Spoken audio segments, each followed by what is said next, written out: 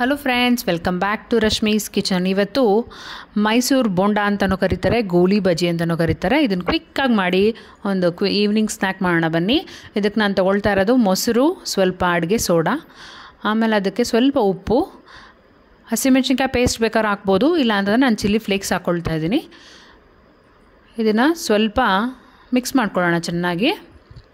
ಇದಕ್ಕೆ ಸ್ವಲ್ಪ ಮೈದಾ ಹಿಟ್ಟು, ಮೊಸರಿನ ಅಳತೆ ನೋಡಿಕೊಂಡು ನೀವು ಮೈದಾ ಹಿಟ್ಟು ಹಾಕ್ಕೊಳ್ಬೇಕು.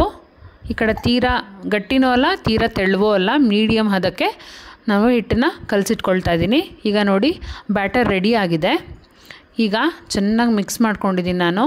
ಈಗ ಕೈ ಒದ್ದೆ ಮಾಡ್ಕೊಳ್ಳಿ. ಕಾದಿರೋ ಎಣ್ಣೆಗೆ ಸ್ವಲ್ಪ ಸ್ವಲ್ಪ ತೊಗೊಂಡು ಕೈಯಲ್ಲಿ ಹಾಕ್ಕೊಳ್ತಾ ಬರೋದು.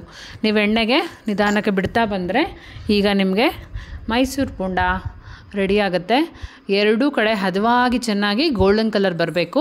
ಅಲ್ಲಿವರೆಗೂ ನೋಡಿ ಚೆನ್ನಾಗಿ ಫ್ರೈ ಮಾಡಿದ್ಮೇಲೆ ನಿಮಗೆ ಮೈಸೂರು ಬಜ್ಜಿ ರೆಡಿ ಆಗುತ್ತೆ.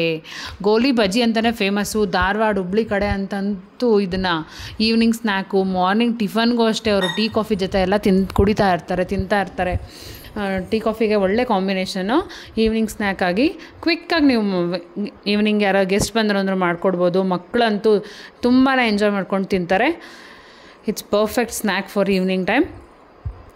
ಎಂಜಾಯ್ ಮಾಡಿ. ನಾನಂತೂ ತುಂಬ ಇಷ್ಟಪಟ್ಟೆ. ಮನೆಯವರಂತೂ ಒಂದು 5 ನಿಮಿಷದಲ್ಲೆಲ್ಲ ಫುಲ್ ಖಾಲಿ ಆಗೋಯ್ತು.